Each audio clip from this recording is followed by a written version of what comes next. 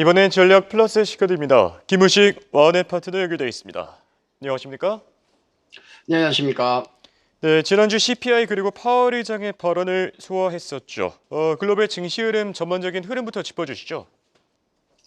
네, 지난주 글로벌 증시 대부분 강보합 수준 유지한 것 같습니다. 금리 이슈가 가장 중요했었는데요. 파월의 상하원 통화정책 보고도 비둘기파적인 스탠스 그대로 유지가 됐기 때문에 한 주 동안 주 중반까지 안정적으로 움직이던 미증시였죠.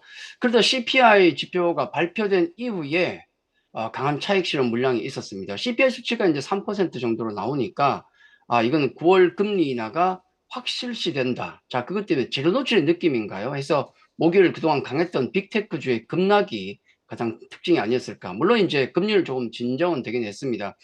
잘 나가는 빅테크주들 급락으로 목요일 보였었는데 메타, 마이크로소프트, 구글, 아마존 같은 경우는 마이너스 7에서 2% 하락했고 엔비디아나 애플은 1, 2% 상승했죠. 반면에 이제 빅테크가 주춤한 반면에 소외받았던 중소형주들이 강했는데 목요일 하루에만 러셀 2000이 3.5% 지수가 급등하기도 했습니다. 국내 증시 같은 경우도 비슷했는데요. 외국인 순매수, 거기다가 금리 인하 기대감, 금투세 유예 기대감 등으로 2,900 정도를 트라이하기도 했지만은 목요일 미증시 급락 영향으로 우리 금융 시장 같은 경우는 다시 2,800 중반으로 밀려 내리면서 마감을 했죠.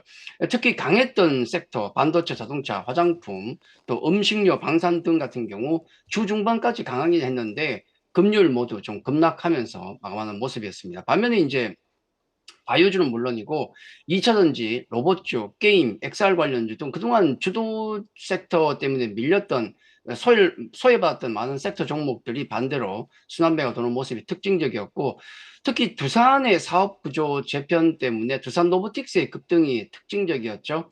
한국 기업 거버넌스 포럼 같은 경우는 이 사건을 밸류업에 얼음물을 끼얹는다. 자, 이런 표현을 쓰면서 호평을 하기도 했습니다.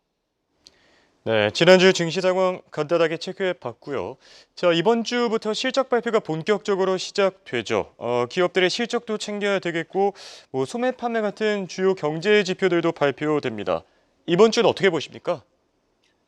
네, 이번 주 가장 중요한 일정은 역시 실적 발표와 금리 이슈 등이 되겠는데 실적 발표, 금융주 실적 발표가 미국 시장에 이어지고요. 또 반도체 ASML이나 TSMC 같은 종목들 그리고 이제 빅테크 종목 중에서 넷플릭스 물론 빅세븐 종목은 아직은 아닙니다만은 기업 실적에 대한 확인 심리가 강할 겁니다. 많이 올랐기 때문에 주가가.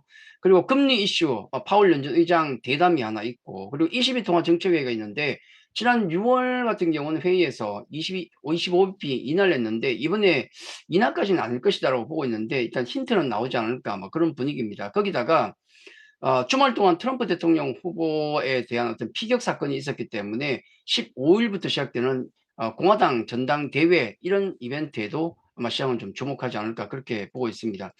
전망 전체를 놓고 본다 그러면은 지난주에 있었던 어떤 변화의 가능성 그러니까 지수의 변화보다도 주도주보다 소외받았던 섹터에서 내부적인 변화 가능성에 어떤 관심이 많은 것이고 이번 주 역시 외국인 수급이 중요할 수밖에 없습니다. 그동안 땡겼던 지수 관련주에 집중을 할 것이냐 아니면은 다른 섹터 소외받았던 쪽에 외국인 수급이 확산될 것이냐 이게 이번 주 시장의 가장 중요한 포인트가 아닌가 그렇게 말씀을 드리겠습니다. 네, 그리고 이번 주는 투자 전략을 어떻게 세워야 될지도 궁금한데요. 지난주 코스피가 아쉽게도 2,900을 돌파하는 데 실패했었죠. 앞으로 투자 전략은 어떻게 세우면 좋겠습니까? 자, 월요일 오늘 하루 굉장히 좀 어지러운 장이 될 것 같습니다. 지난주 어떤 큰 변화 그리고 또 트럼프 피격 사건 등이 있기 때문에 상당히 어지러울 것 같습니다. 한 세 가지 정도를 생각하셔야 되겠는데 첫째는 지난주에 있었던 주도주와 소외주 간의 엇갈린 행보 이게 중요할 것 같아요. 물론 이제 잘 나가던 주도주 시세가 금요일 다시 반등이 좀 미국에서 나왔기 때문에 조정으로 그칠 가능성이 높지 않을까 하락보다는 자 그렇게 보긴 하지만은 소외주들에 대한 어떤 순환매수적 상승은 좀 이어지지 않을까 하는 생각이 들고요. 두 번째 우리가 생각해야 될 것은 역시 트럼프 후보의 저격 사건입니다. 이 사건 이후에 일론 머스크라든지 빌 에크만 심지어 앙숙이었던 베조스까지 모두 SNS에 트럼프를 치켜 세우는 걸 특히나 이제 공식적인 지지를 일론 머스크 같은 건 할 정도로 상당히 트럼프 대통령 당선 가능성이 높아졌다고 보는 게 맞겠죠.